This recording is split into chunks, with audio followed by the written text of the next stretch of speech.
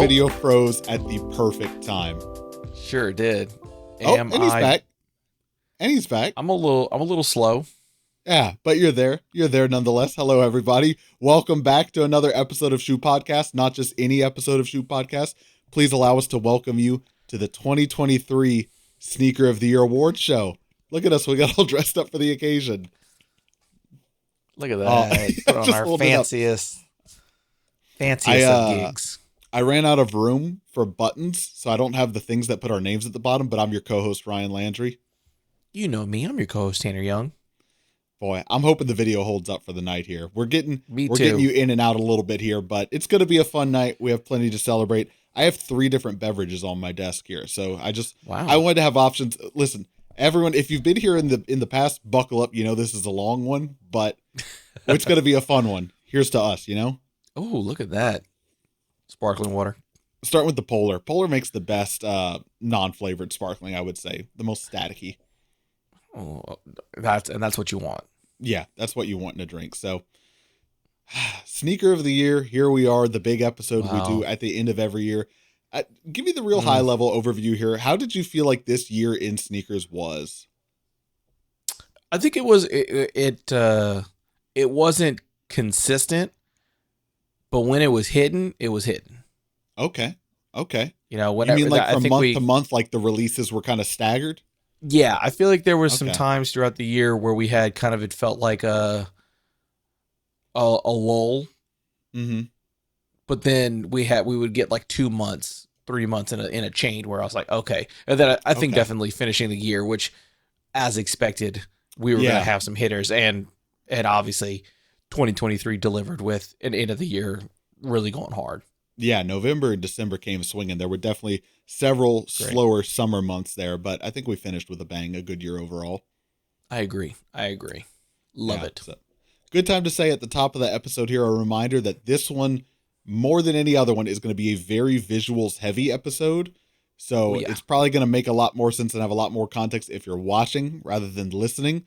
So if you want to take a moment, you can join us on YouTube at youtube.com/@shoepodcast, or on Spotify, the video will be there as well. But if you're just listening, we're going to do our best to describe everything that's happening here as well. But if you're watching, it's probably going to be a better time. There you go. So let's do a quick little explanation at the top here as well. Let everyone know the order of events for tonight. You know, how is this sort of thing going to go down? We've got 7 different categories that we're going to talk through here of different sort of, buckets that we look at sneakers of the year in. Next week, we will come back and each of us will give you our top 3 end-all be-all sneakers of the year. Tonight, as you can see, it's an award show though. So we're gonna have our categories. We're gonna have our nominees. At the top of each category, we will give you our 6 nominees. Then we'll talk a little bit about how and why we selected those nominees. Then Tanner will give you his choice. I will give you my choice. And we will move on to the next category. Pretty straightforward, I think. Boom. There you go. So, you've seen award shows. You've seen award. This is just like the Oscars, okay? Don't pretend it's not. But like legally, if you're watching, it is not the Oscars, okay? It's a different thing entirely. We're not claiming that it is. No. But if you kind of squint your eyes, you would think. You squint hard enough and you're like, oh, that kind of looks, maybe the Tonys even. Yeah. Yeah. There you go. We'll got it. All right. Yeah. Are you ready for our first category here? Bring it on. First category here is going to be most overhyped. I'll try and read the nominees as they're going here. Ooh, here we go.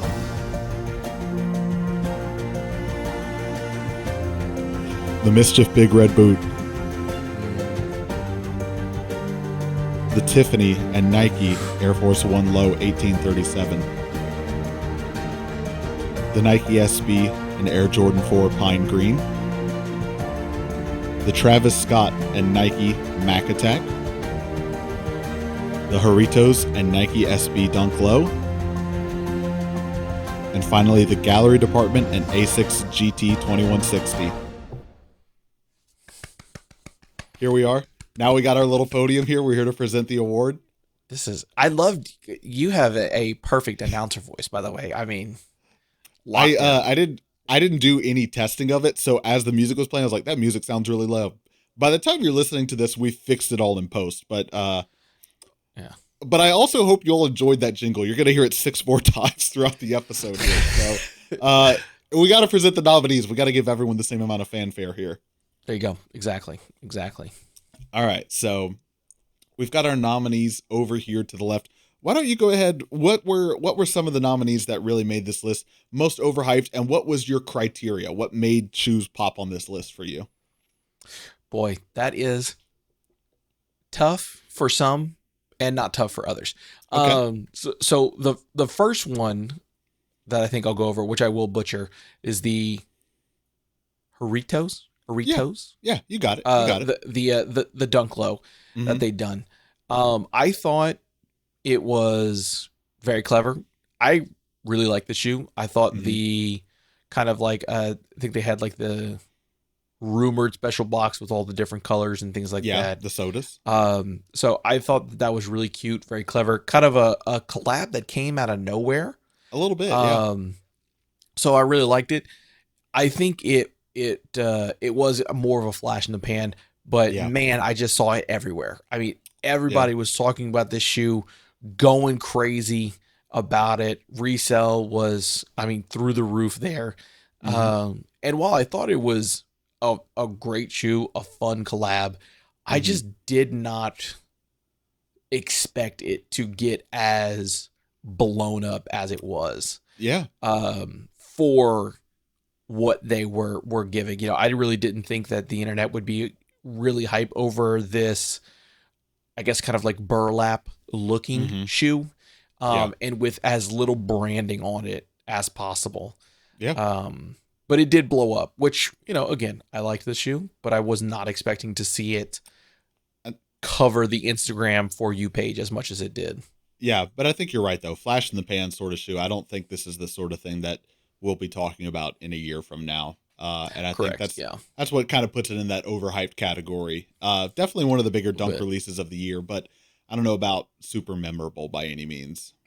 Yeah, but, you know, I think overall fairly well. Okay. Anything else you want to speak to real quick? I think for that one, that for a nominee, that's what I've got for the dunk. Okay, got you.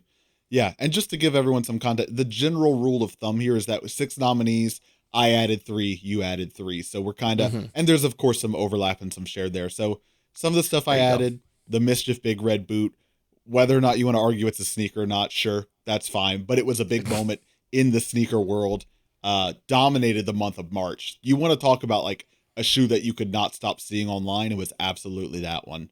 And then everyone got them, and they got one fit off, and then that was it. And now Mischief is like boomer humor driving the joke into the ground. Like, isn't it funny? We made it in black. We did it with Crocs now. Now it's yellow and it has holes, and it's like, you got the joke once. You did the joke once, and it was good. It was great. We can let go of it. Yeah. The Tiffany and Nike Air Force One low, nothing to say. You know, big brand collaborates with big brand. What else is there to say? Exactly. And then I'll say the gallery department in Asics GT 2160. I know these just dropped at Complex Con, and that was like the big shoe there that people were going there to buy and resell. And then like a week or two later, gallery department or Asics was like, surprise, restocking online. But you and I have also been fairly on the record as saying not big fans of the Y2K runner trend that's kind of coming back right now. So I especially don't think you get to cover it in paint splatter and be like, better version. Now $2,000. Yeah, now $2,000. So not for me. Yeah. And then again, kind of following that very recent, the Travis Scott and Nike with the Mac Attack Low.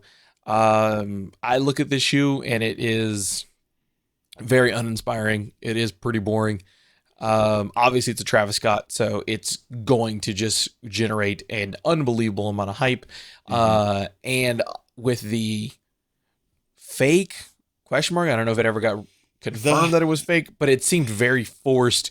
This weird McEnroe, I don't know how to say it. I apologize. McEnroe. And Travis Scott beef with the shoe. Should it be his name on it? Travis Scott's name on it? Regardless if it was fake or real, it seemed very phony. It's fake, and it's the most forced marketing I've felt in a while, you know, like Oh yeah. they just like you have Nike, like you have like one of the world's best marketing brands, if not the world's best marketing brand. And like 3 years past the peak of the COVID pandemic, and now we're coming up with the idea of like, what about a leaked Zoom call? And it's, come on, like I've seen every other large company already do that to roll out some big Yeah. announcement. I don't know. It just, it feels super, super forced to me. And so I'm kind of tired of seeing Yeah. it. Exactly. And then the final one was the Air Jordan 4 and Nike SB collab with the Pine Green. Mm-hmm. Again, I think it is a clean looking shoe. Mm-hmm. It's a good looking shoe. I've been on record saying that I liked the I think it was the oil green, that women's Yeah. 4 that had released just recently, you know, a little bit before that one, that I really liked. I have heard that it does have a different fit, like feel than a regular Nike 4, with it being a collab. But the thing that to me made it seem in that overhyped category was less people talking about the shoe and more people were like, yeah, but it says Nike SB on the back. Yeah. And so it's kind of like one of those things that's like, oh, you got to go to this burger place because their fries are the best. It's like, if the best thing about a burger place is the fry, then maybe it's not a good burger place. Yeah. Yeah. Again, I think it's a clean looking shoe. I Yeah. love Jordan 4. I've loved Nike SB. I looked at it and I was like, this is not what I thought would have caused the hysteria that it did. Yeah. So interesting group of nominees. I think people would be like, I agree with most of this list, but I feel like there's some sleepers in there that people would be like, I can't believe you would say this is hype. Yeah. Well, speaking of, should we go ahead and reveal our choices here? Should we release our choices? We've been holding them in the back this whole time. Let's go ahead and reveal our choices. Do you want to go first? There you go. And by yes. Do you want to? I mean, please go first, because that's the way please this go is first. set up. Yeah. Yeah. My choice for most hype for 2023 was the Mischief Big Red Boot. Again, kind of like what Ryan said, it seemed very much like they were just like, I'm going to give this to a bunch of influencers and almost trick people into buying it and thinking that this is something you want because you see Instagram and Twitch streamers are wearing it and it's funny. Hey, I mean, don't get me wrong. You get a fit off, you wear it, and then I think it's just one of those things that sits and you're like, boy, I cannot wait for the resale to be unbelievably high so I can sell this and the next person can get it. Yeah, but then joke's on you, they restock it again, and and it's resells for below retail. So I do think, though, again, argue whether or not it is a sneaker. I'm not trying to convince you that it is.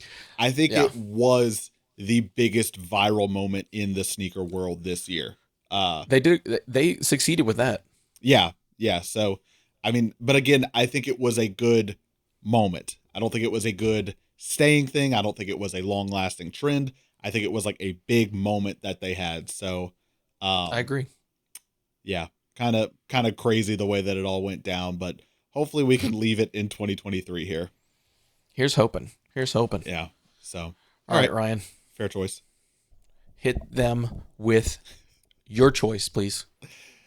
Ladies and gentlemen, get ready. Buckle up for a night of hot takes. My most overhyped sneaker of 2023 is indeed going to be the Nike SB and Jordan 4 Pine Green. I think it's a good shoe. Some might even go as far to say it's a great shoe. It's definitely not a bad shoe, but I don't understand what makes it sneaker of the year other than Nike SB on, the heel tag and just a general love for the Jordan 4 silhouette in general. The one thing I do like about it is, the slight tie-in with Sandy Bodecker, rest in peace, of more so fame in the Nike SB world, but he actually worked with Tinker Hatfield on designing these originally for Michael Jordan. So there's a little bit of a tie in there, and I do appreciate them actually taking the time to retool the upper of the shoe and rework it and do material choices that would work better for skateboarding. But other than that, like, I'm such a big storytelling guy that I feel like they didn't tell much of a story here. Even then, like, the Sandy Bodecker connection was like one sentence in the product copy. So it just, I don't know. I think it's a good shoe. I think it's a clean shoe, but when it's like, man, the most exciting, biggest things, according to so many other sneaker media lists Yeah. that happened this year, was like Nike got two of its own brands to shake hands and make a shoe together. Is like, wow, Who yeah, would have okay, thought? yeah. Who would So have thought? that's why I think just like the story itself doesn't really do much to carry this. Cause like, had they done a Nike SB Jordan 5, Jordan 5's good, probably more Yeah. liked by people than the Jordan 2. But still, I don't think Yeah. we'd be talking about everyone else putting it on their sneaker of the year list. I think it's just the 4 being a popular silhouette right now. So I'm not that mad at it, but I'm just like, this is not sneaker of the year. I I agree with you honestly. I was shocked to see it. I Yeah, was like, wow, I did not think Ryan. Um, just because I mean, like you said, I mean, it is one of those where I think on the list, I'm like, this is like you said, it is a really really good shoe, sure. but yeah, is it It's sneaker of the year? Does it make that list? It's like I don't yeah. think so. I think that's the only thing that pushes it to the top of my overhyped list is because I've seen every other company put it at the top of their sneaker of the year list. And so Yeah. I feel like I'm just trying to counter set the universe here where I'm like, there's other shoes on here that are definitely worse shoes than this, but the fact that everyone's saying this is the best shoe, I'm like, it's not. It's not the worst shoe either, Yeah. but it's just No, not the no. absolute best thing to happen this year, I don't think. Yeah. Okay. Usually I'm the one with Yeah, listen, the we're at spicy like takes, we're but under 20 minutes here. We've definitely lost our viewers at this point, but I'm telling you, if you like controversial takes, the rest of this list is going to be good for you. you're gonna love this. You're gonna love Speaking it. of, should we move to our next category here? Love it. Most slept on. You want me to do the voiceovers again? We kind of have to for the people who are It's my only favorite. Yeah, listening. Yeah. it's my favorite part. Here we go, everyone. Jiggle time. Most slept on. The Nike Airship every game. The Nike Dunk Low Rainbow Trout. The Nike Air Max 186 Chicago. The Asics Kith and Marfel Capsule Collection. The Bodega and New Balance Trail Less Taken 610. And the undefeated and Nike Air Terra Humara. There you have it. There you have Wow, it. Some what good a stuff list. here. Yeah. Now this will be a quick clarification point here. You wanted to have the entire Asics, Kith, and Marvel capsule collection. You're about to see in a Yes. second here for the little slideshow on the right. I can't fit 6 shoes on right there. So there's just going to be Yeah. one. Bear with us, everyone. We're talking about the whole collection in this case. Yes, it is. It is the collection. Yes. Yeah. So go ahead and tell us about the nominees that you submitted for this category. So yeah, I'll go with the first one. Was definitely the Marvel capsule. Mhm. I loved this as a collection. I know we had covered it in an episode where again the thing I loved about this was the kind of blind bag that you got. You didn't know what shoe it was. Yeah. It was going to be a mystery pull. And one of the things I'd said was I was like, almost like a majority of these shoes I would be so happy with getting. Right. Yeah. And honestly, the ones that I were less kind of excited for, in my personal opinion, Mhm. were the ones that I think most people would be seeking after. So I was like, Yeah. either A, I get a shoe that I really, really love, or I get a shoe that I'm not a huge fan of that I could just sell and then just Easily get to the someone shoe else. that I want. So I love the Yeah. blind bag aspect. I thought that brought such a fresh take to Mhm. sneakers, and Mhm. I think you see it a lot with I know skateboarding has been getting decks has been Yeah, they've been I've doing seen more a lot blind of bags. blind bags. I think they just Mhm. had a Pokemon one that was really big. So I Yeah. loved seeing that.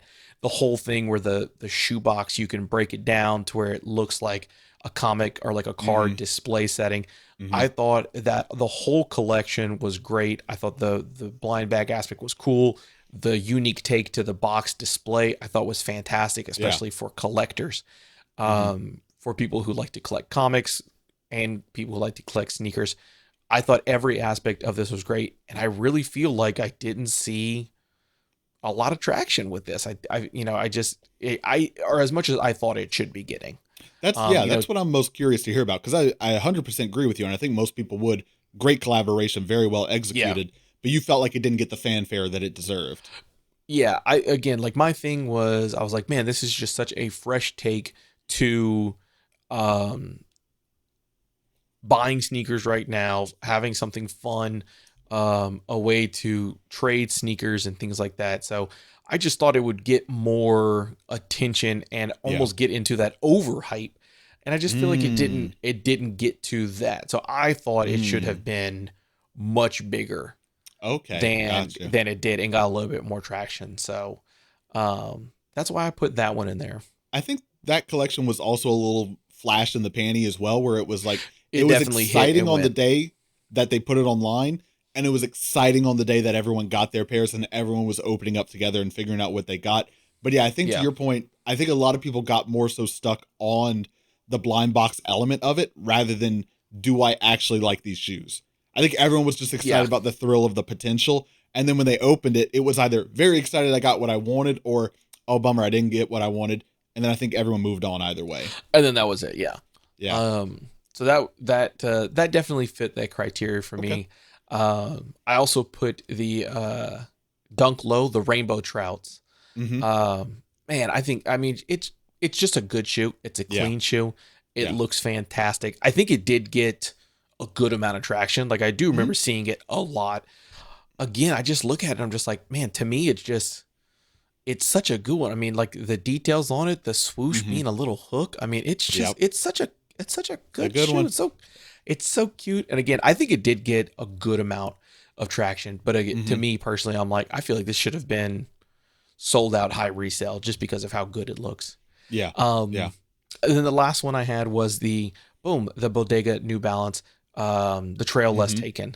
Yep. When these came out again, we had covered these in an episode. Yeah. I love them. I think they Both. look Yeah. great. The colorway is fantastic. It's got like streetwear plus like outdoor venture kind of look. It's just an all around. I think just a banger of a shoe. You get a Mm-hmm. great collaborator like Bodega. Maybe because it's New Balance, it was a little bit quieter. You know, it doesn't have the I big think name, but not it necessarily being New Balance. I think the silhouette itself, the 610, not one of New 610. Balance's bigger silhouettes. Sorry. I just realized as I was doing that point, it looks like I got my head on the little photo. Like I'm like, order of the court. Order of the court right here. Yeah. Oh well, that You'll just get looks there. weird. Yeah. Come on, man. We're running a children's show here. Yeah. So those were my three nominees for the Okay. most slept on in 2023. What about you? What were you sliding in? Which I guess if you're watching the slideshow, process of elimination, but Yeah, fair enough. Longtime listeners of the show will come to no surprise that if you listen to our podcast, I would say between the months of May and August, you heard me talk about the Nike Airship every game no less than 5 times, I would say. oh yeah. Just I think a super clean, well executed shoe and story. I like that they did the blue pair and the red pair to tell that story of him wearing the UNC shorts under his Bulls uniform. Slightly different materials. The hype behind it, somewhat driven by the Nigel Sylvester friends and family pair, you know, For sure. like being announced like 2 or 3 weeks before it. Ultimately, I am glad I did not pay resale for a pair, because then the Ama Manir Jordan 5s came out. Dawn colorway, white in that same shade of blue. And Mm-hmm. if I had the airships and I got those, I'd be like, okay, too similar. One of them's got to go, and it would have been the airships. Yeah. So, one that I definitely longed for like months on this show, but ultimately just kind of ended up getting over. Another one that I thought kind of came and went quietly, the Nike Air Max 186 Chicago. And the Air Max 186 is the big bubble sole on it, the big bubble silhouette that they, brought back Okay. this year. I think probably, most people saw it and thought it was fine. Me, understandably, a little bit of a Chicago stan. Anytime they do a Chicago story on a shoe, I'm like, this is a good shoe and no one's paying enough attention to it. So it was cool to kind of see that. Then it came in a pack with the Air Force One that was also inspired by another Chicago story. So just thought that was cool. They brought in some Chicago boutiques to kind of help design those collaborations together. And then lastly, the last one I added, this one right here, the Undefeated and Nike Air Terra Humara. Not my craziest shoe by any means, but Mhm. I think a good shoe. I think a cool shoe. I think it's one that's very much got the ACG vibes without actually being from the ACG line. And I think it's going to It is kind giving of that, yeah. come and go this year in the shadow of the Y2K runner. Like, I think just that style's not the most popular thing right now. So I think it's going to kind of come and go quietly. They're still sitting on Undefeated's website if you want to grab a pair. But I think just like a good, cool, kind of like rugged looking shoe, you know? I agree. Good list. Yes, indeed. Definitely some sleepers. Yeah. No. Wake up, Mr. West. Come on. All right. What do you got though? Well, I took a trail less taken, and I went with the Bodega and New Balance 610. The trail less taken. 10 out of 10 points for the setup there. I'll give you full credit for the setup. Thank you. And again, I just think I agree with you. The 610 is a silhouette that is probably not the biggest. I think New Balance has fantastic silhouettes. I think, the 610, not really in there. But I remember seeing this and I was like, man, this just makes me want a pair. I love the laces going all the way down. I thought the colors were great. I never really looked at a 610, but I see it and I'm like, dang, that looks great. I love, again, that like rugged look of it, that very like outdoorsy, but it still has a lot of hit where you can fashion it up, make that streetwear. And again, that hang tag is just dope. You know, I mean, look at that. That's what he wants more than anything, just that little hang tag.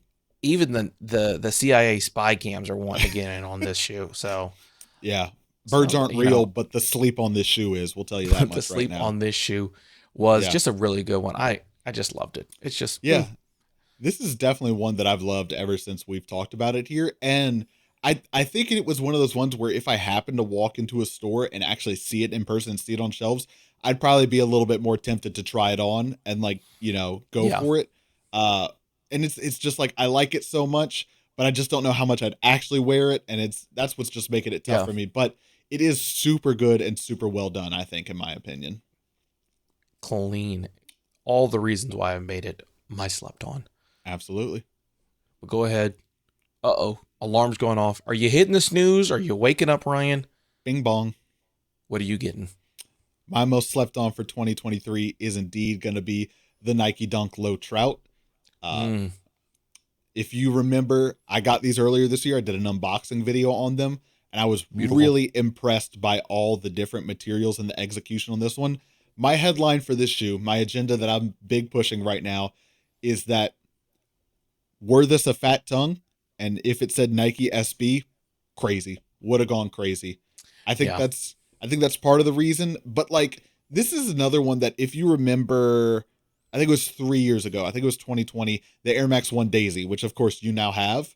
It's one of those Nike inline shoes that looks like it could have been a collaboration. You know, just like every now and then they go all out for like an inline general release and you're like, oh, this looks like this could have been like someone worked with them on it. And I think for sure, had this been like the Nike SB X Billy Big Mouth Bass collab, like would have gone crazy. Button on the tongue and they sing to you. Ideas for free. But oh my God. Or like the collab with that like fish market. What is it in Portland where they throw the fish or whatever. I thought you were gonna say Bass Pro Shops. That would also be good. Just a giant pyramid on the What's tongue. the name of that? What's the name of that fish market in Portland? Bass Pro Shops? Yeah, that's the one. Yeah. I mean, there's fish there. I don't know if they're selling them, but yeah, you could leave with them.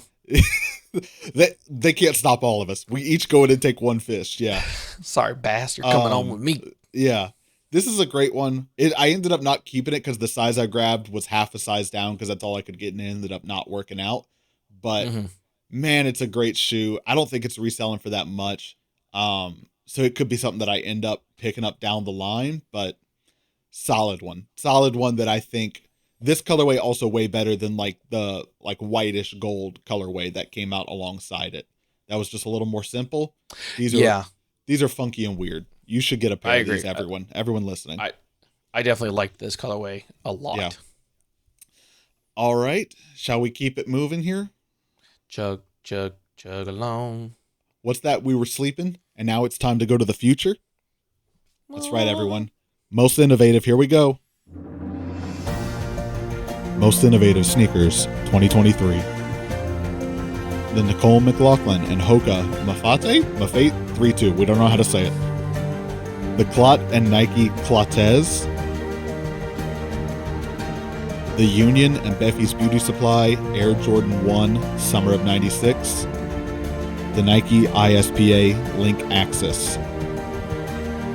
The Artifact and Nike Dunk Genesis. And the Sakai and Nike Magmascape. Innovation. What is innovation? Now, this is what I sound like I'm in like the Hall of Presidents at Epcot, but I'm like, innovation. Yeah. What is innovation? This is one where I think every year we kind of go back and forth on like what is innovative. And I think, full transparency here, this year was probably the toughest time we've had coming up with 6 nominees for most innovative. And it was difficult. This year, if you would agree, it's much more driven by innovation in design rather than innovation in technology. So that's kind of where we're coming at this list from. And you might come to find that sometimes innovation is not necessarily better, but we always, at least in my opinion, want to root for it, because I don't think every year we should be talking about the best shoe this year was the retro they did of the Jordan 1 bread. And it's like, it was good 40 years ago when it came out. Let's try some new things too, Let's go out there. For better or for worse, I think even if there is a shoe that does fall into this category, regardless if we like it or not, most of the time I feel like we'll go, glad that you're doing it. Yeah. I don't want it. Yeah. But I'm glad that you're doing something different and you're changing things. New. Yeah. So that happens with when you're taking a leap. Yeah. Any nominees on this list that you particularly want to discuss before we get to our choices? Honestly, just want to give a shout out to Nicole McLaughlin. Just honestly, I could have probably just put every shoe. This list could have been her. I love her design. I love how out of the box she is. I think it is great. A lot of these, I was like, I either completely had forgotten about it, or I was like, I don't even remember seeing this thing. Yeah. But again, that is innovation. Sometimes it's hard for the major outlets or the influencers to push this shoe that is way out there, that probably the general public, that doesn't have a huge collaborator with it. Yeah, fair. So real quick, then I'll go ahead and hit on some of these ones that we added here. The Union and Beffy's Beauty Supply Jordan 1. I think taking the footscape pattern and putting it on the Jordan 1, again, kudos for trying something new. I think it would have been pretty easy for Union to kind of like phone it in, especially on a Jordan 1 collab, which if you don't know, they have a bit of a history of doing successful Jordan 1 collabs. So I think could have been a softball for them. I appreciate them, like you said, taking that leap and trying something new there. Yeah. The giant stitch was what I just didn't. Divisive both in it actually divides the shoe and the public perception of it. Yeah. In every sense of the word. If me Union go crazy, just be like, yo, the bottom is a Jordan 1, but the top's a Jordan like 24 or something like that. And it just he's getting out free ideas, people. Craziest, like go wild with this stitch. Yeah. Okay. We'll see what next year brings.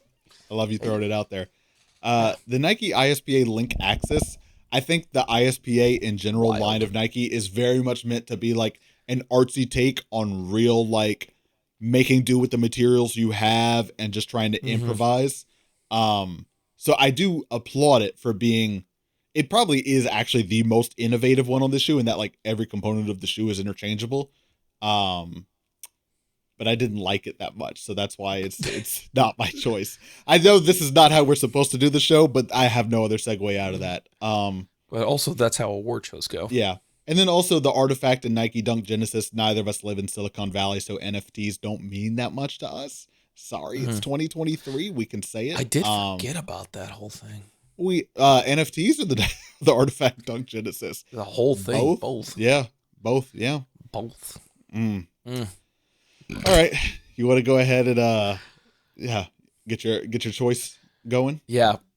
Shout out my girl Nicole McLaughlin with the Hokas. Again, you look at anything that she has done and you could put it on this list. She definitely goes out there. Hokas are a big shoe right now. They're definitely a big brand. Walk, run on your feet a lot, with those careers.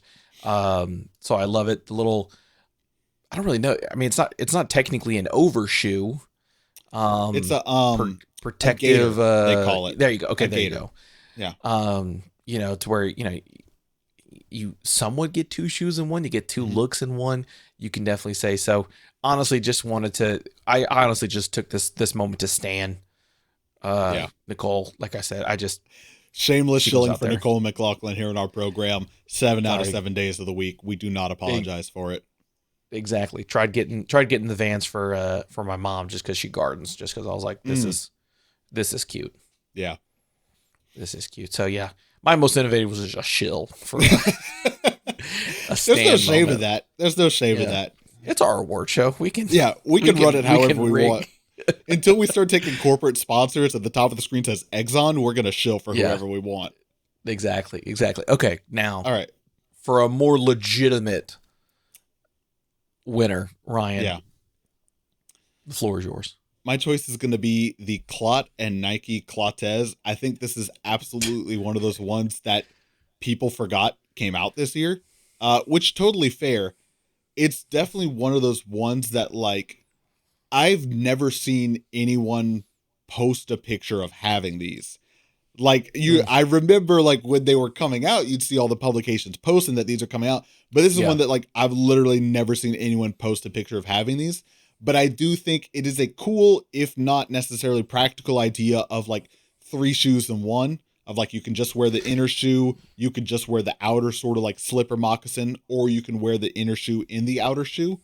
I'm going to applaud some trying new things here. If anything, I see this and I don't know if it's just because the Cortez, I just am always connected to the house shoe. Yeah. So so I see this and I'm like, this is the next shoe. step. So it's like you get your outside shoe and then instead of coming home and taking it off, you just slip on your cover. Right. And now you're not bringing the outside on the inside somewhat. So I was like, very, very cool in that aspect. And I guess, applaud to, like you said, it's like, hey, you have technically 3 shoes in one, if you want to. So interesting. Yep. Innovative. Exactly. Listen, we're doing what we can here, everyone. Hey. All right. 40 minutes, 3 categories down. This next category will go for 40 minutes by itself. You know it. I'm surprised it's in the middle. I thought this was going to be at the end. This is the crowd jewel. I'm shocked to see it.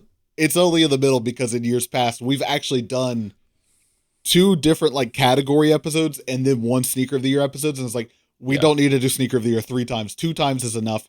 But listen, everyone who like lovingly gives me flack for how much I talk about collaborations and how many honorable mentions I have, I thought this approach of doing nominees would be a good way to say, I don't have 7 honorable mentions. There's just 6 nominees and I'm only going to talk your ear off about 1.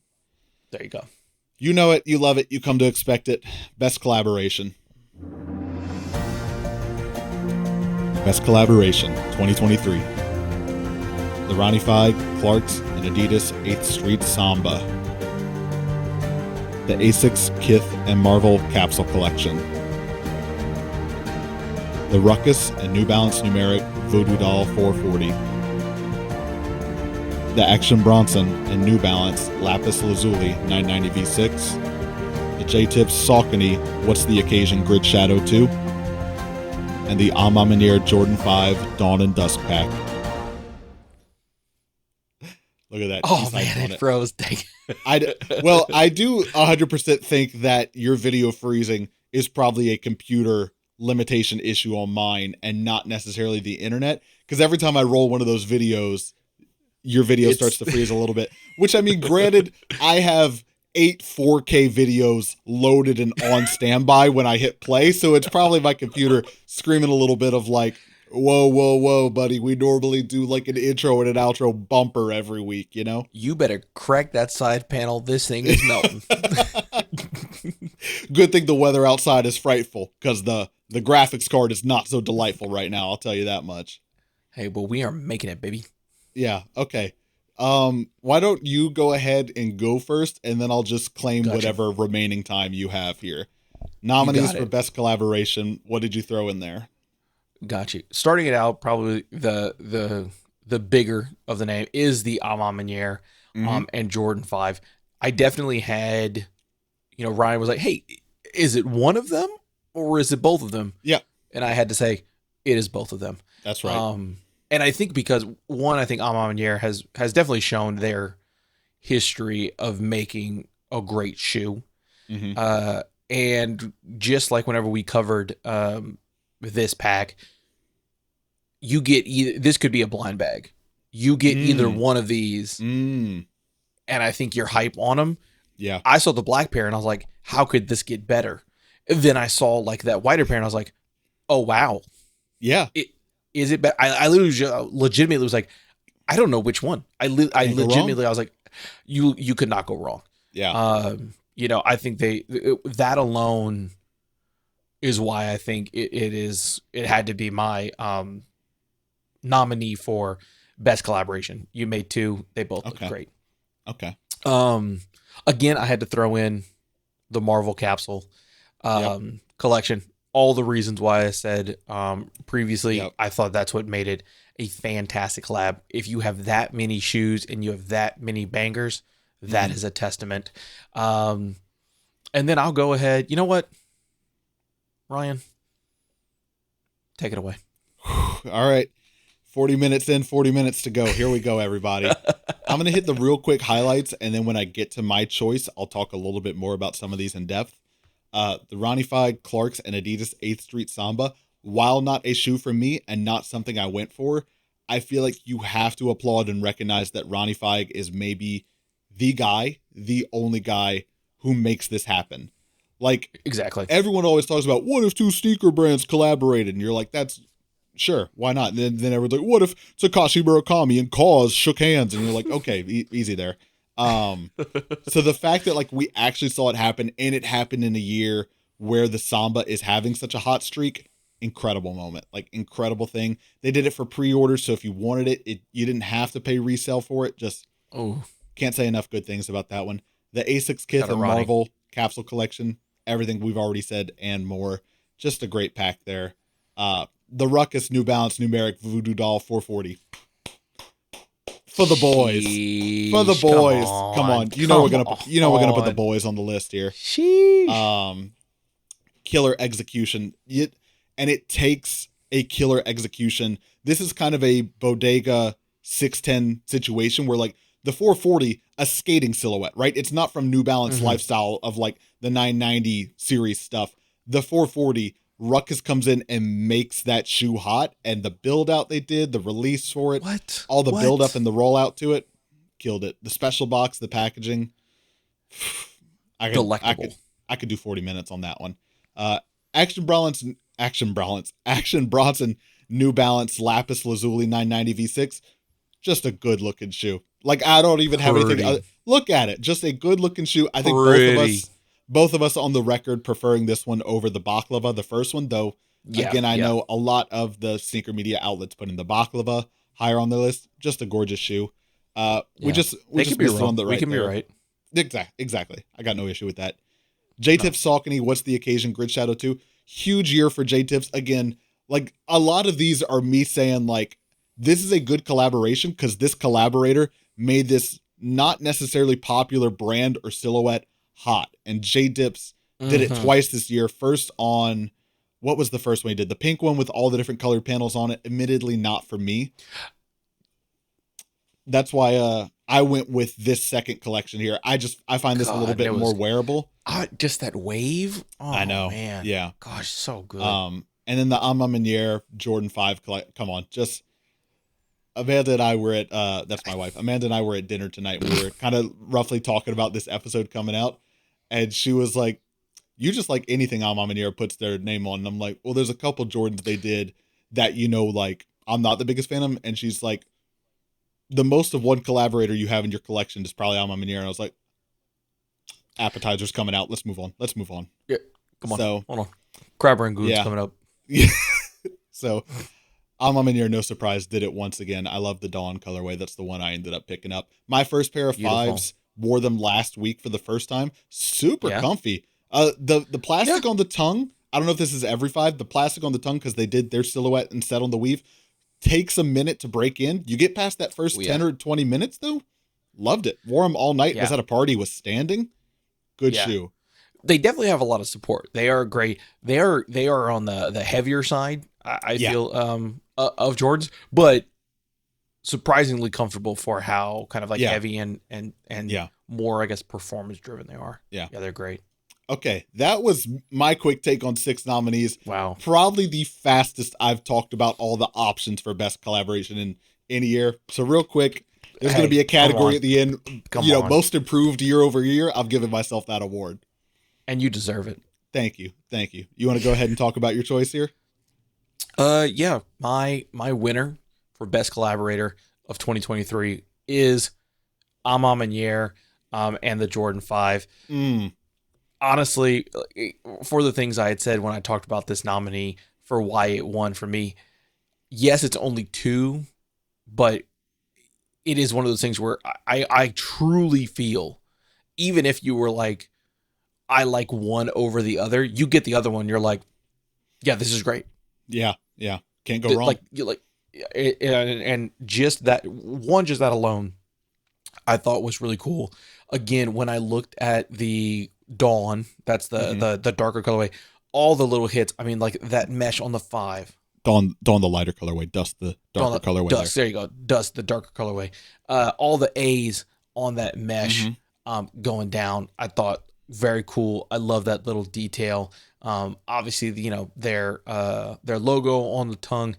Everything about this is just, I think, another hitter that Ama Manier is building with their run of all the Jordans.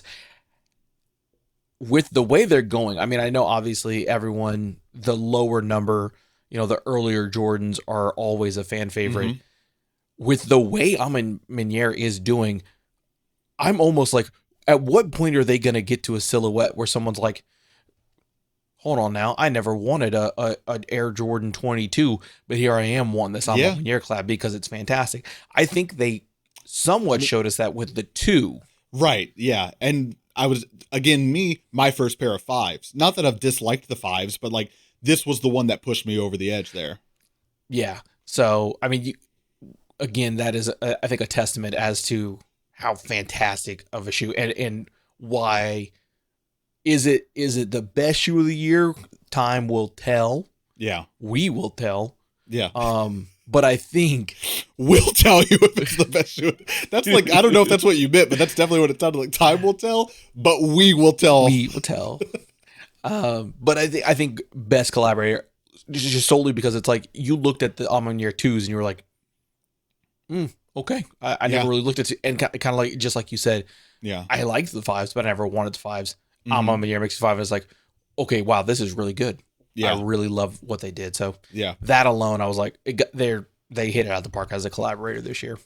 Yeah, I think like a couple quick thoughts on my end. Like, I remember when the 5s first leaked and it was the Dust colorway, right? We didn't know about the Dawn colorway. And I remember saying, this has got to be an early leak and this is not what they're going to look like, because no way Ama Manier puts their name on the bubble. And to this day, that's my one nitpicky thing of like, Ama Manier is always so much more subtle and just like let the product speak for itself, and it's elegant in its materials and execution, that I'm just like, feels weird that they did that. I also think it hasn't been a great look for Ama Manier that like this shoe released around Thanksgiving, before Thanksgiving, because I had them for Thanksgiving, but took forever to ship people their pairs. And they've been posting on Instagram like, actually, if you read the FAQ about the release, it said we had 15 business days, and it hasn't been 15 business days per the calendar. And I'm like, okay, if it's been a month, whether those are business days or not, you're taking too long to ship them. But I will say I was really pleasantly surprised by this release as well, with the Dawn colorway, them getting out of their standard color palette that they've been working in on all of their Jordan releases of like that mauve or dark like burgundy purple, and bringing in that other one. That was like a real big surprise for me. And I ended up liking it. In this case, I like it more, but I think to your point, even if I had got the Dusk, I'd still be happy. Yeah. Are we confirming a fake leak? Aminier trying to throw us off the scent by hey, look what we're doing over here, and then bam, right at release, Maybe the old one too. Colorway. The Haymaker, they call Interesting that, that only one colorway gets released and not both, and they kept it pretty in house until drop. Maybe, yeah. Big brain on Aminier, even more while they're collaborating. The only last thing I'll say is that I think it is kind of weird that these are not ending up on any of the other sneaker company sneaker of the year list. Part of that I think has to do with timing, that a lot of them make their list in October, release in November, and these released in November. But still, also another one that like is not reselling for that much would be a good category for like slept on, I would say. Ooh. But we already did that, and that's in the past, so we can't. Hey, sorry, there you go. It's done. Yep. Sorry. So let's move on to the future, which is your selection. All right, we're gonna try to keep it short here, everybody. My pick for best collaboration of 2023 is the Kith, Asics, and Marvel capsule collection here. What? For me, it came between two, and it was this one and the Ronnie Feig, Clarks and Adidas 8th Street Samba. And the reason for both, again, like I said, I think like what makes a good collaboration, this is like my once a year like soapbox I get on. What makes a good collaboration is when two or more parties come together and make something that one of them couldn't have done on their own. And I think the Kith, Clarks, and Adidas Samba absolutely does that. I don't think anyone else could have done it. In the case of this one kind of got the edge over for me because, like, who cannot say they are such a sucker for packaging? And that is like 70%, if not 80% of what this release is about is packaging, the blind bag experience, the fact that the box folds like it looks like a card top, the fact that you get a card in the box. And crazy. Personally, I would rather wear something from this collection than the 8th Street Samba. So that's why this one goes up there for me. I just think I'm not even a blind bag guy. That's why I didn't want to buy any of these, because I'm not the kind of guy who has the grace that you do to be like, I would be fine with most anything from here. No, I want one, and it happens to be the most limited one in there. So if I don't get it, I'm going to be a crybaby on the internet. So I'm going to just sit this one out. There you go.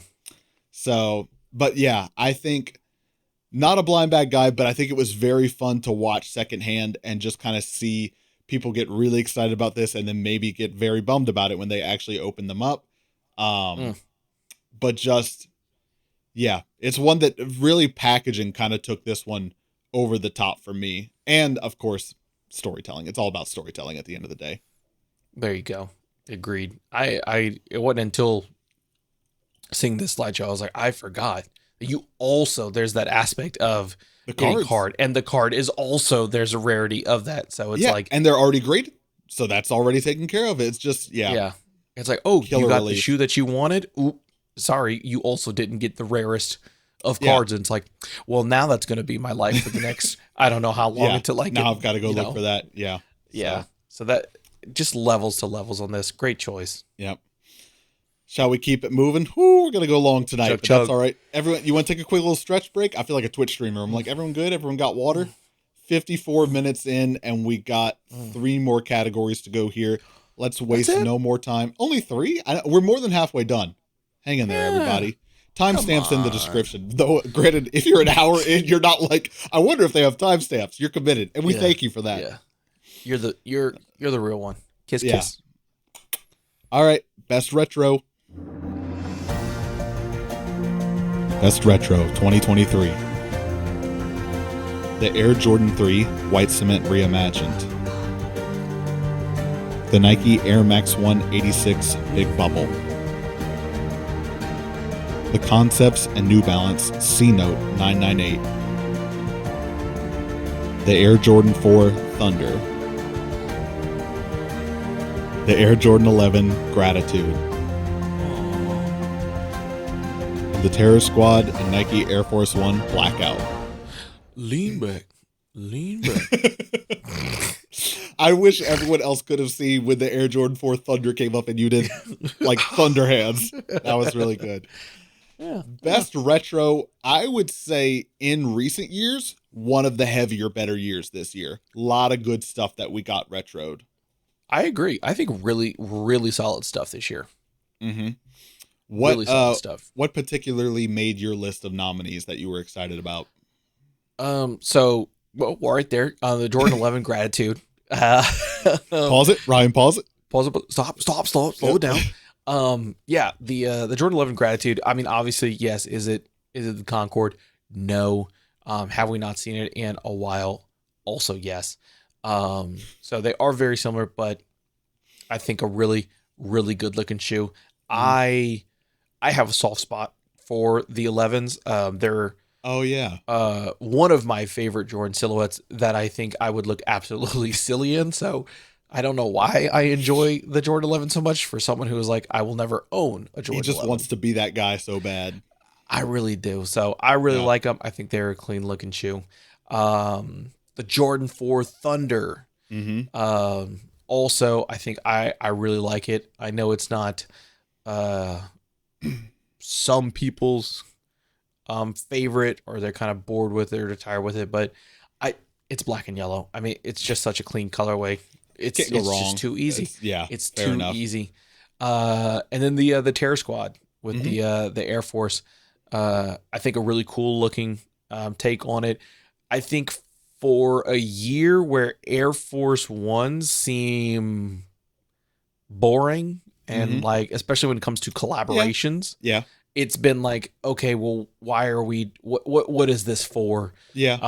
True. I think that they at least gave you something Mm-hmm. more than just a plain colorway, and it's like a very tiny Supreme tag down at the bottom. Yeah. Or it's got a Tiffany blue swoosh, and it's Yeah. just like, yep, I'm just popular, and then this is also popular, and then we did the thing because I want more And we money. we put it together. Yeah, exactly. Yeah. But So cool I to like that they cool to did see them something do a new. wide release of something that has a lore of being just like this exclusive, like one-off run, you know? Yes. Hmm. So I really like that. What about you? Where you thought when it came to some good old retros? It's hard not to obviously look at, I think, the Air Jordan 3 White Cement Reimagined and the Air Max 186 Big Bubble. Mm, Um, in the case of the White Cement, I'm so glad that we talked about it earlier this year.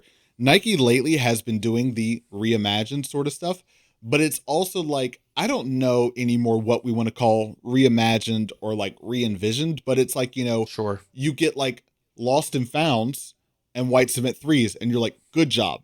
And then you get like patent leather breads or like suede Mm. royal ones, and you're like, bad job. So it's like, I really so much more like when reimagined more so means aged rather than like Yes. material change of like, we're about to get like black leather bread fours next year, which we absolutely don't need. um so that being No. said, that's what I really like about the White Cement 3s. Plus, come on, one time for the one time, Nike Air on the heel. Mm, Nike Air on the hey, heel. You're never gonna come on. get me to go away when they say Nike Air on the heel. Um, Air Max One Big Bubble. This is just Stop. crazy. I mean, Never came out. Like, it's the original. I think it didn't really stick this year. Like Nike really thought the Air Max One would. You remember, like towards the end of last year, they were doing a lot of build up and hype for the Air Max One, oh yeah. collaborating with Pata so much, and I think we really probably thought this time last year, beginning of this year, 2023 are going to be a huge year for the Air Max One. And I don't think it really took like they wanted it to, but that's fine for me. Made it way easier to get my pair. Not complaining. Hey, there you go. Yeah. Yep. And then lastly, the Concepts New Balance C Note 998. This is not one that I was around and in the sneaker scene when the original came out.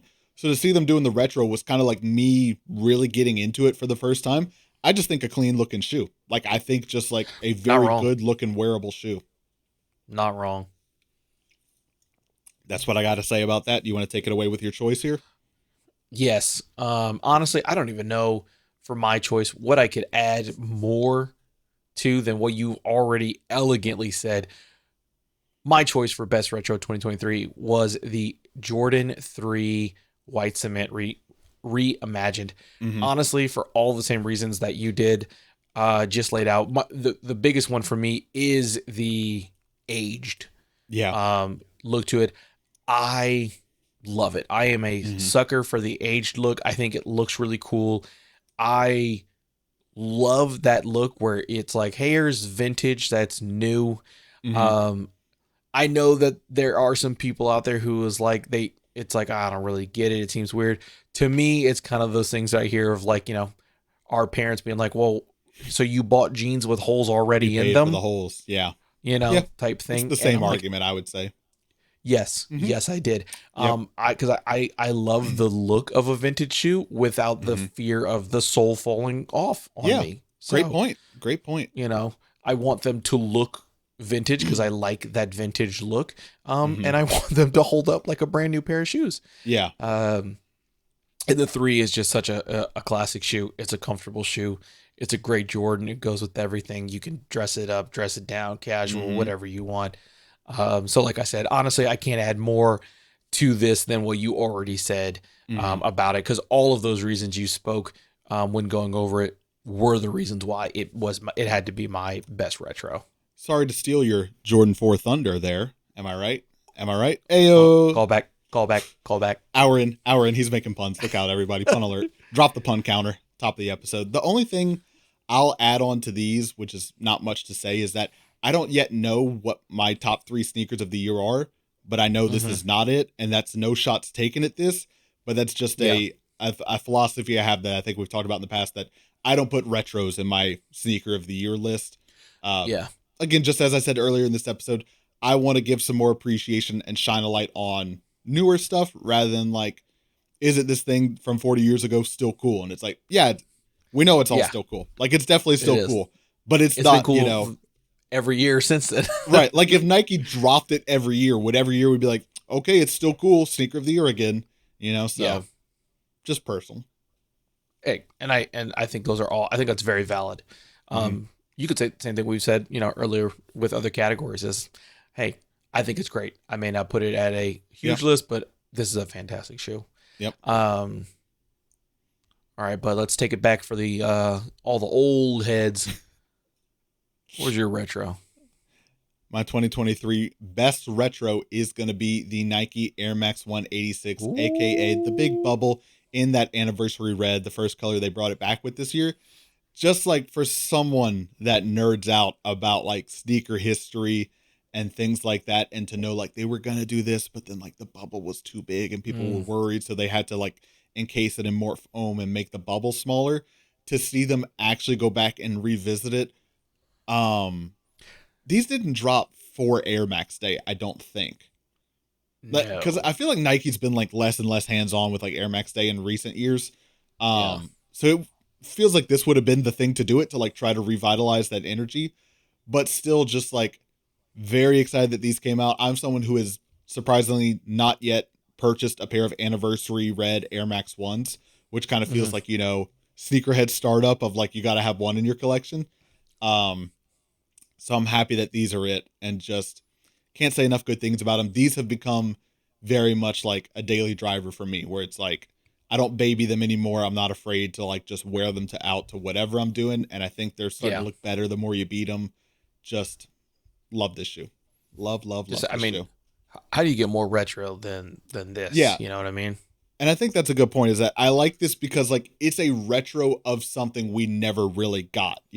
Yes. It's not like, in 2017 when they bring back the Bread Jordan 1, where you're like, great retro, because I love that original thing. Oh This yeah. is like telling the story of what never was. Yeah. Yeah. We didn't get to do our original idea, so Right. now we're gonna. So it's like, yes, is this something we already have? Somewhat, but Kinda. Yeah. also it is also Yeah. separate. It is also different. Yeah. And I think that's why it is such a good Hmm. choice for best retro. Yeah. I think that's a good point. Like me choosing this and you choosing the White Cement 3 Reimagined, it's like, as Hmm. opposed to like the Jordan 4 Thunder or the Gratitude, where it's like they just brought it back.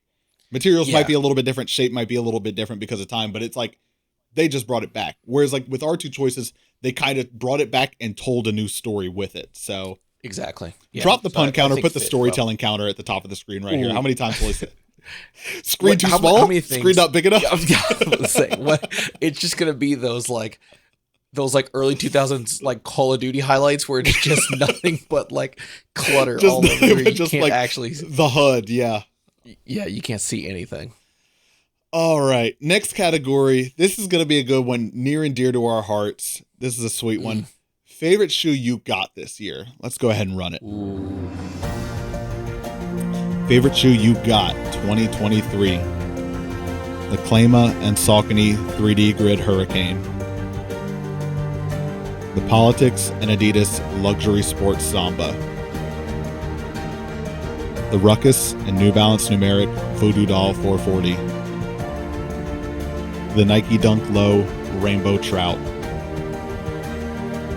The Nike Air Max 1 86 Big Bubble. And the Nike Air Huarache Runner Light Smoking Gray. This is now if you've been watching, you probably noticed. Now wait a minute. A lot of the shoes they got, they've already given awards to in other categories. Oops, turns out we buy things that we like, and we like things that we buy. Sorry, take me to jail. Sue us. Oopsie. Sue us. Oopsie. Now, normally in years past, I would expand and say, favorite shoe you got this year doesn't even necessarily need to be something that released this year. Because this is just, kind of more personal, just like what happened this year in our personal life with sneakers that we like. But I think this list is also stuff that all came out this year. So happy it worked out that way. Exactly. Yeah. So, quick little list, for me, first one gonna lightly touch on, we could both touch. Well, I'll touch on, Yep. and then good transition. First one I'll go is the Huarache, the Huarache Runner.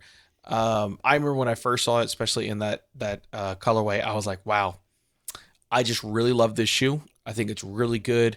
I have been a big fan of Huaraches. Mm-hmm. I have been bragging and always recommending Huaraches to people, talking about the comfort that it has, the durability that it has. Mm-hmm.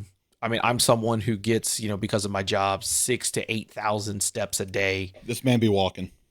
And Huaraches, I have no fear wearing them, and they hold up. I mean, the quality on Huaraches is fantastic. Mm-hmm. So I saw this. I liked the uniqueness to it. I liked the new take.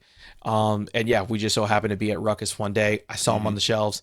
I was in a buying mood, and I said, you know what? Let me get them. Let me try them on.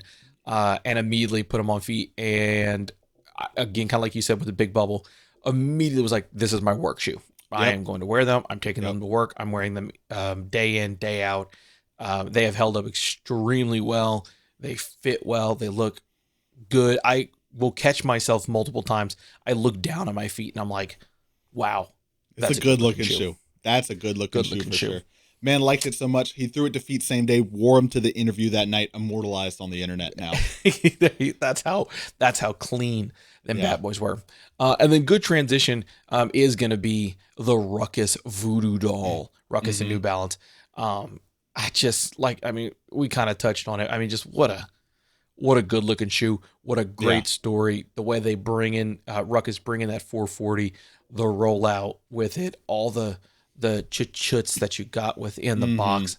A good looking shoe, clean silhouette, little hits of colors. Love the detail in it, not going so over the top with voodoo and a Louisiana shoe.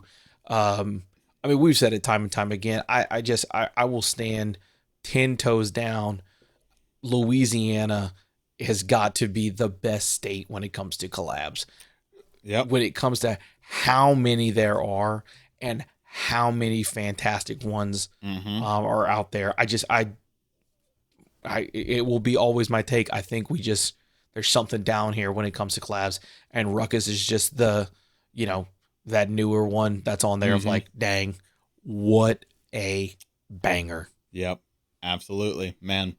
Couldn't have put it better myself. So I'll hit on a couple of other things on this list that were pickups for me. The Nike Air Max 186 Big Bubble, already gave you an earful on that one. The Nike Dunk Low Rainbow Trout, already gave you an earful on that one. So let's talk about the other two here. The Klima and Saucony 3D Grid Hurricane.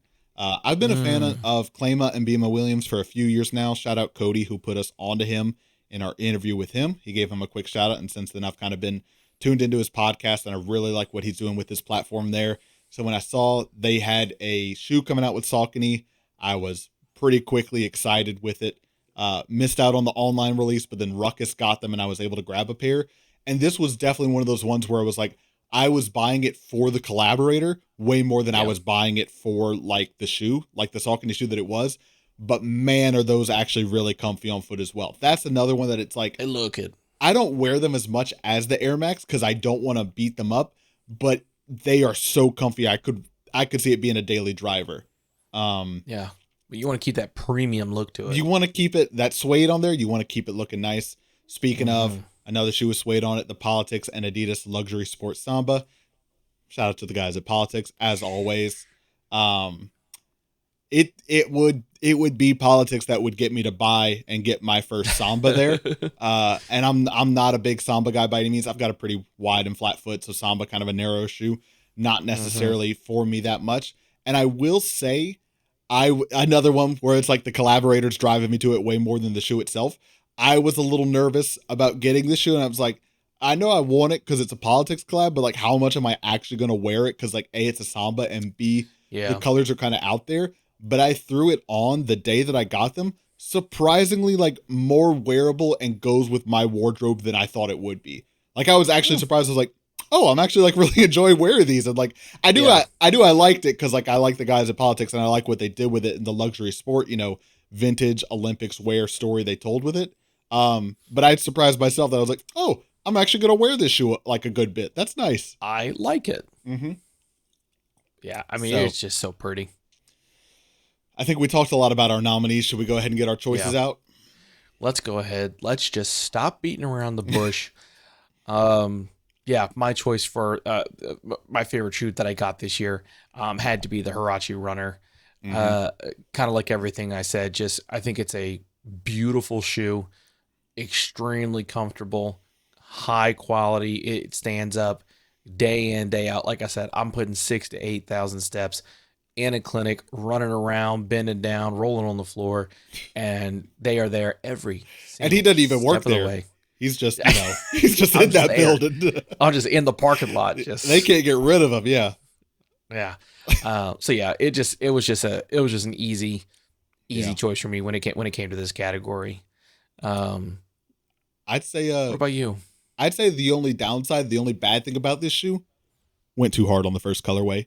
Gonna be tough to follow it up. This first colorway, you're not wrong. Like, when you talk about like, I'm surprised I haven't really seen like this palette done and how well it works together. Like the purple complementing like that cold blue.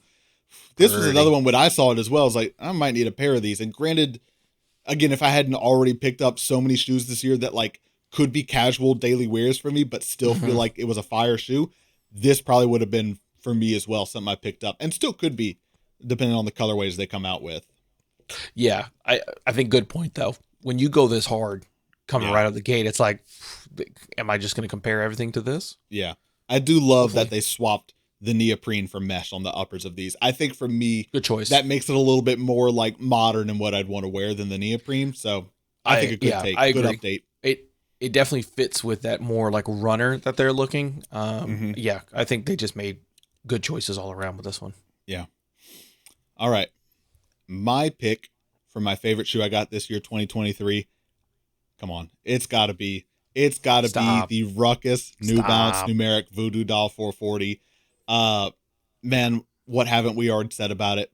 They absolutely killed this one, from the special box to the release and everything like that. But also for me, like, it's a bit sentimental for two reasons.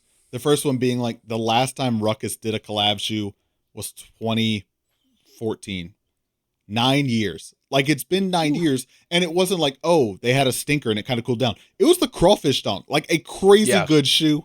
It's been way too long in the making, and this one took them, I think, longer than they would have liked to get out for no fault of their own. But I just, like, and then I can't help but like reflect and look at like when we started this podcast, we were like good acquaintances with all those guys. Like, if we walked in the shop, we were cool with them. But like now, like the genuine friendships and relationships we have with them, to be like, you just want to like root for your friends and see them succeed so bad. Sure. And this is like, when we found out that they were getting this, like, just hyped from the get-go. And then to see that, like, they actually knocked it out of the park. You want to talk about, like, I would have blindly cheered for anything they've done, but then they did this, and it's, like, actually killed it. I wore these today, actually. Man, just so proud of the guys. Love this one. I want to see them doing more shoes. All of the sneaker brands listening, I want to see Ruckus do more shoes. Please. Mm-hmm. Please. Yeah, I think like you said, honestly, Ruckus, I hear Ruckus is doing a shoe. I'm going to say this, it's going to be a fantastic shoe. I'm going to love it. And I'm going to bang that drum.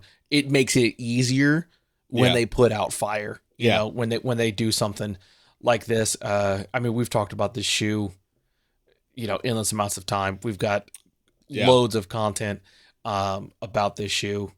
Unbelievable. Like you said, so proud of Ruckus, so proud of everybody in the shop for doing this, the rollout, every aspect. This deserves all the love it's getting plus more.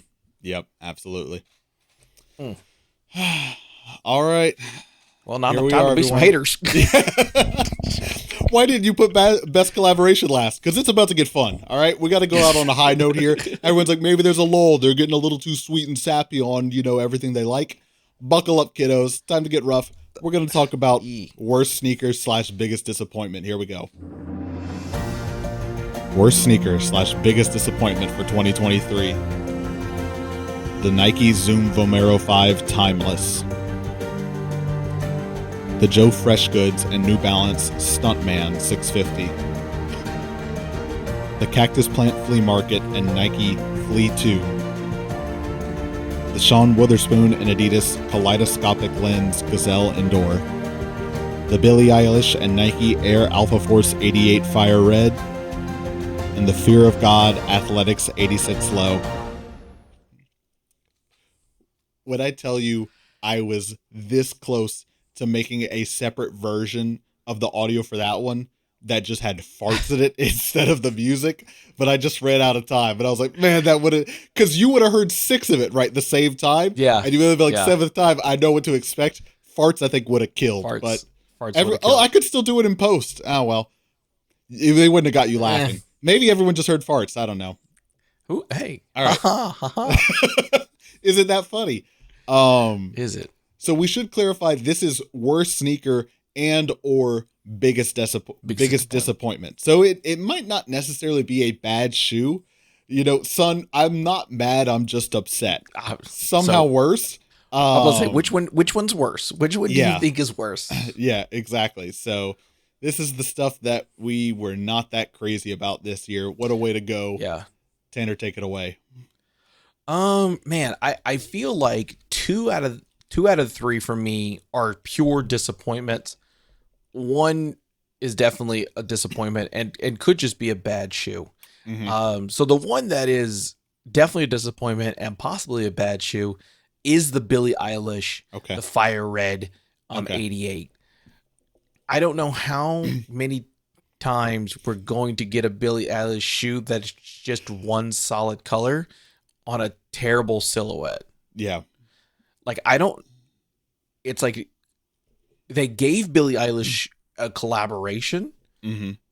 So they like her, but they're just like, you're only going to get these terrible silhouettes. And I don't know if it's Billy saying I never wanted a Nike collab or if Nike is like, we're doing this as a mean joke. What do you think? Nike has the gun to her hand of like, you're doing the collab? I don't know. Do you think Do you think she's doing the obscure silhouettes to be obscure and random? I'm so deep, I don't like traditional stuff. Maybe, but at now it's like, I don't even think she would be like that. I don't know. I don't know either. I don't know. And again, when you see the outfits and like the style that Billie Eilish has compared to the shoes that is her collaboration, they are so different. Like every Billie Eilish shoe, I'm like, I do not understand why. Like, I feel like it's like that Kanye interview where he's like, Lady Gaga is the director of Polaroid. I like some of her stuff, but what does she know about like cameras? Yeah. The same thing. I'm like, I like Billie Eilish, but what is she doing here? Like, I don't get it. Every time I'm just like, this is a bad looking shoe and I'm disappointed that you have such a creative and talented person doing the very, like, me who's not creative at all could come up with something better in Nike ID. Yeah, I'm very confused why they are tying her so heavily to the Air Alpha Force 88. This is like the second or third collab. I'll call it a colorway that she's had on this. Yeah. And I just do not understand the connection. Like, at least Travis Scott Mac Attack, I can see what they're trying to do through the very obvious spoon feeding of marketing of like John McEnroe was a little bit wild and crazy on the court. Travis Scott is a little bit wild and crazy on the stage. Don't read the headlines. Don't read the headlines. The lawsuit's closed. Don't. He's kind of wild and crazy. We don't like him to be that wild and crazy. Anyways, Dude, reel him in. But I just do not understand what the connection is here. No. And it's very likely that there is not one, but attach popular name to shoe we are trying to bring back. But again, it just feels very like I don't connect with this at all. Yeah. Yeah. My other collab would be the other, well, it is a collab. The Sean Witherspoon and Adidas with the kaleidoscopic lens. Mm-hmm. I think probably the best thing to say about this shoe is kind of what you said jokingly about the Huarache runner is, man, that first one you gave us, Sean, you came out too strong, was so good. Yeah. But even then, everything outside of that. But even then, the Asics, remember the Asics afterwards? And we were like, okay. Oh, yeah, sure. Okay. Yeah. That second one. But yeah, but still like, you came a little too heavy. Yeah. And then there's this one where I'm just like, again, I don't think it's a bad shoe. Yeah. But I just look at it and I'm like, Sean. I think it is the better of his it's the better of his Adidas stuff. It's still not holding a candle to the Nike. I don't know that anything ever will, but and that's the tough part. Yeah. I think it's the better of his Adidas stuff, but I think also like we were talking about innovation, it's like he definitely got to Adidas and was like, I don't want to be a one-trick pony on corduroy. I'm going to try some new things. But then eventually he got back to corduroy and we were like, you're corduroy. You were Mr. Corduroy. Yeah. We like you for that. You did it really well. It's okay. But I think I'm also there with you where it's like, I'm also there with you where it's like, I feel like we all like as sneakerheads just kind of like collectively feel bad for Sean Witherspoon right now. We're like, hey man, like it's cool if you want to take a year off. Like just take a year off, like clear your head, just like walk away from this. Cause I'm just like, I'm very much you. I'm just getting sad every time I see the new one. I'm like, oh man, remember when he did the good one? It's just sad. Yeah, I know. And then my other one, a step in the right direction. Sorry, last sentence I'll put on that. A step in the right direction. I agree. Like I said, not a bad shoe. I'm just somewhat disappointed in.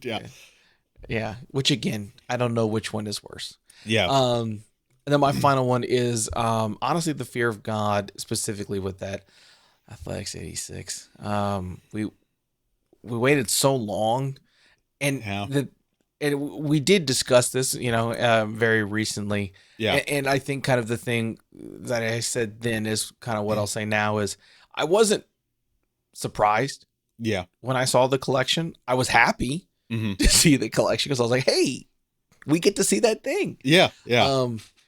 But I just kind of see it. And I'm like, oh, okay. It's, I mean, I don't know. I don't know why I thought, maybe there was a little piece of me that was like, maybe it'll be what I'm not expecting. Yeah. And then it was what I thought we were going to get. And I just kind of looked at it and I was like, okay, it's, again, I think the comment that seemed maybe hurtful was more of just like I could see this as those no name brand Urban Outfitter shoes.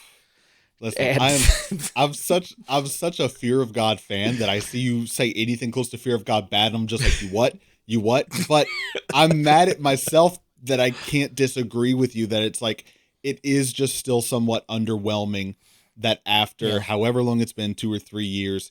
But I mean, also the one you picked is one in the first lineup of 3 that we're getting. So, I do think I keep forgetting what it's called. I think it's just called the Fear of God Athletics 1. What I keep calling like the signature model. I think that one's a good shoe. It has like the cage one? And it's the basketball one. It's meant to that be one is more good. Performance driven. That one I do like that one. The other one that has the shark teeth on the bottom, the Los Angeles Runner, I think also good. So it's kind of like if I can see how like you're saying 1 out of 3 for waiting 2 or 3 years to get this, Yeah. just kind of underwhelming. I can see that. I do think, however, this first offering of 3 that we're getting is just like a little close or stuck to like Fear of God Nike 2019. Like it Good very point. much feels like the designs that we got are what they had when the partnership was agreed upon. And it just took Mm-hmm. very long for them to come to life to now it kind of feels like they're a little bit behind where we're at today. But it's also Fear of God saying like, that's what we do, like, which I'm Yeah. like, good on you. Stand firm on like, this is what we do. Yeah. So yeah, I agree. my gut wants to just like immediately, but then I'm like, no, I think he's got a point there. I think it's actually a little bit disappointing. There you go. Uh, Nothing too bad. my candidates, the Nike Zoom Vomero 5 Timeless, a bad shoe. We're not going to sugarcoat and be like, I'm just disappointed. That's a bad shoe. Okay, we did not need it's take a Vomero 5, which is having a little bit of a hot streak this year, and make it panda, but also the panels overlap and are leather. A bad shoe. Just make it look like Ted Ginn made this shoe. You know what I mean? Like, the Cactus Plant Flea Market Nike Flea 2. I've got a thorn in my side from a leaked and never released and prototyped and run Cactus Plant Flea Market Nike shoe that was supposed to come out a year ago. It was last year. Yeah. Last year that looked so good and we just never got it. Every time I see them do something, I'm like, no, you don't get to do anymore. Is go back and collect that one. You had your chance. Yeah. That, and I mean, like, I think the sizing on these is ridiculous from what I'm hearing. The big swoosh on the side, like, it's very Cactus Plant Flea Market. I'll give them that. And I just think it's one of those shoes where it's like, it's more outlandish and funny than it is like, we're still going to be wearing this in a while, Yeah, I agree. And then spoiler alert, I'll tell you about the Joe Freshgoods Stuntman 650 in a moment here if you hang on. So take it away, Tanner. My choice. Yes, your choice. Gotcha. Your choice. That was your lead too. Okay. I was like, one more time. You had me. Let's try the line again. Take it away, Tanner. And my number one worst sneaker / biggest disappointment of 2023 is poor Billie Eilish. Just, I mean, not a shocker. Went on a large rant with just why I just am so underwhelmed with this shoe. Yeah. Again, obviously, I think there was some drawn up hype or especially around this one of being like, "Ooh, look at this red October colorway." I'm like, nope, it's just a red shoe. Yeah, it's just a red shoe. Strap. It's got a strap. Again, just to reiterate what I said, I don't know how you can have someone so fashionable, so talented like Billie Eilish, who has creative outfits, and for some reason give her one color to pick from. Yeah. Or is Billie Eilish just being like, all of my outfits are so outlandish, I need a neutral sneaker? Maybe. It seems odd. Yeah. I just don't get it. This one, I'm just like, I don't like it. I'm disappointed every time I see one of those shoes.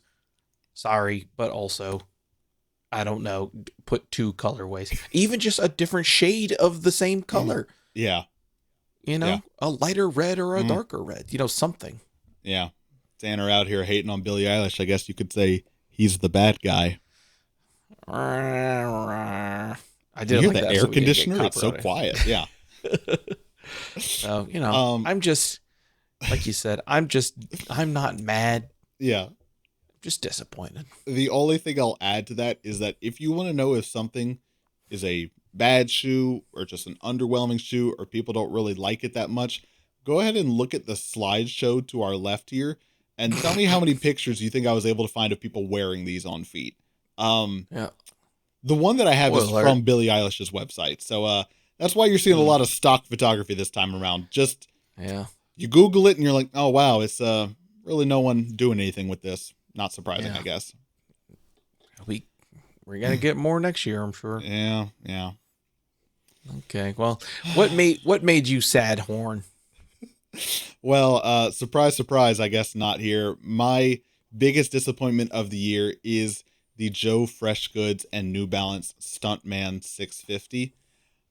And if you're not familiar with this shoe, and we talked about it in one of our episodes earlier this year, the collaboration supposedly we are told is inspired by the picture of Michael Jordan, jumping, doing the dunk with his leg split, which was the original inspiration for the Jumpman logo that we know today. In that original photo, he is wearing a pair of New Balance. I don't know that it's actually the 650, but he's wearing a pair of high top white New Balance.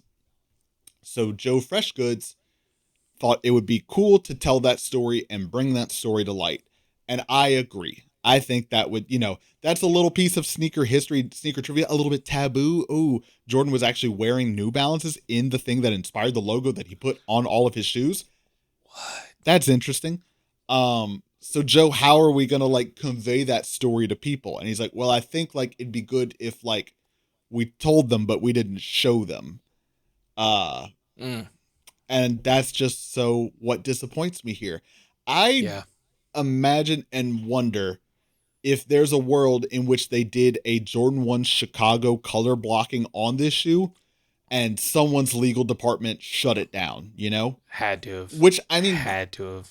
I think probably a lot of people would have seen that as corny and cheesy and too on the nose. And who knows, had they done it, maybe I'd be sitting here saying that. But at the same time, I think if you could tell that story of like, you're telling the story of like hang on, what is it? It says on the next slide of like, what if the story was different? It was different, yeah. But the sneaker is literally like, but it's not, it's like, what if the story was different? Then show me like, what would it look like had Michael Jordan signed a New Balance? Not like, what would it look like if he stopped where he did? Because he did stop where he did. So I don't know. This was just one to me that it's like, it felt like they had all the building blocks to make something crazy. And right, Joe Freshgoods on fire, one of my favorite designers that's going around right now, and has a really good history and track record with New Balance as well as several other brands, but New Balance specifically, that just when I saw this, I was like, just felt underwhelming, just felt disappointing of like, you have such a cool story to tell that the only thing I can reason in my head is that like someone's legal department was like, we're not going that far with telling the story. You can allude to it, Now, and I think what like kind of building off of what you're saying, like, I think it would have been better. It's like, okay, even yes, would that be corny? I think you get saved with a legal department being like, hey, you can't do this.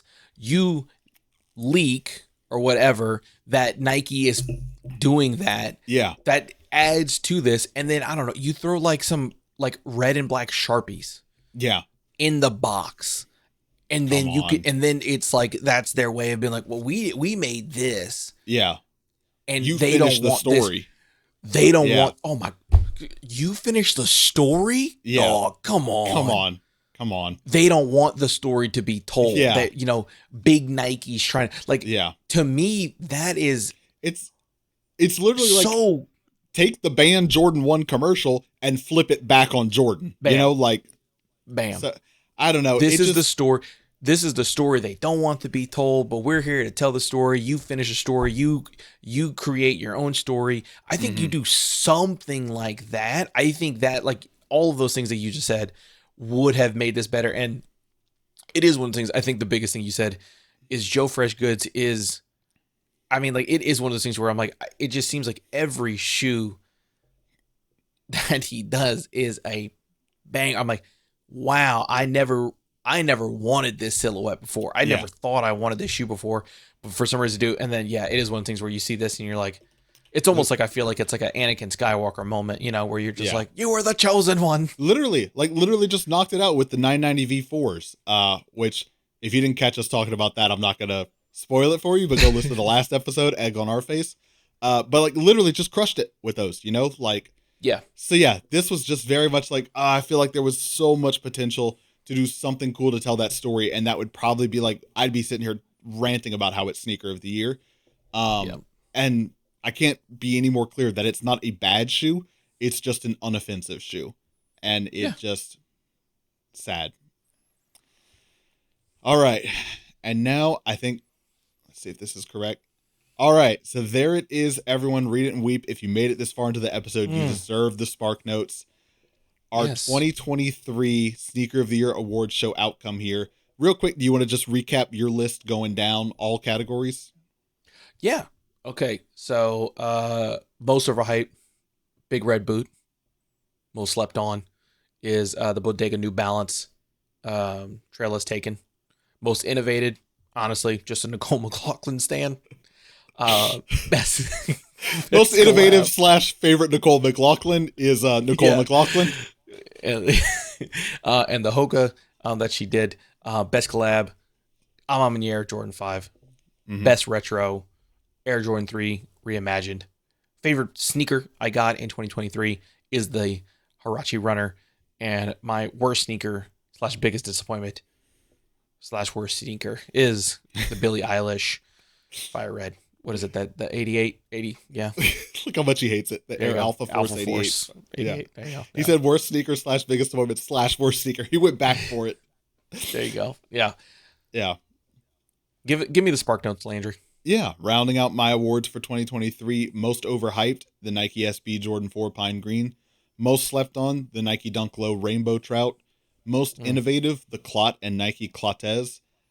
Best collab, there's like 6 of them, but the one I put at the top of the list is the Kith Asics and Marvel Capsule Collection. Best retro is the Nike Air Max 186 Big Bubble in the Anniversary Red. Favorite pickup gotta be the Ruckus New Balance Numeric Voodoo Doll 440. And my biggest disappointment, I will not call it worst sneaker, is the Joe Fresh Goods and New Balance Stuntman 650. Wow. This has got to go down as maybe longest episode we've ever done. Absolutely this year. Some of the sneaker of the year episodes last year went long, but now granted, I think this episode is shorter than 2 combined that we did last year. So there is your 2023 Sneaker of the Year award show. Yeah, something. Hope you all let us leave a comment down below if you made it this far. Thank you so much. If you're not subscribed, I have no idea why you just listened to us talk for an hour and a half and didn't subscribe. And then didn't. If you could hear us talk for an hour and a half and enjoy it, you could probably listen to us weekly talk for 40 minutes and enjoy it. 40 minutes, yeah. So thank you so much if you made it this far. I don't have the button to roll socials at the bottom again because we had a million assets in this one, but you can find us online on all the social media platforms at Shoe Podcast, everywhere except for where we're not. And you can also find us on our website, shoepodcast.com. Tanner, anything you want to leave the people with before we wrap up here? A quick reminder that we'll be back next week as we'll each be crowning our top 3 sneakers of the year. Ultimatum across the board. There you go. The year is ending, coming up soon, and a new year is on the horizon. And at the end of the year, sometimes we want to look forward to our next goal. And sometimes we reflect on the goals we wanted to achieve this year. I would say don't harper on the goals that you set, that you wanted, but didn't achieve. But maybe try to focus on the goals that you didn't even think of, that you did achieve. Maybe you didn't hit that weight mark that you wanted to get down or to see on the scale, but maybe you did start making better choices. And it's always that, it's the hardest part is starting your goal, not finishing it. And sometimes when you finish a goal, it's not always the best thing. So don't harper too much on not achieving goals, but try to focus on the fact that you started.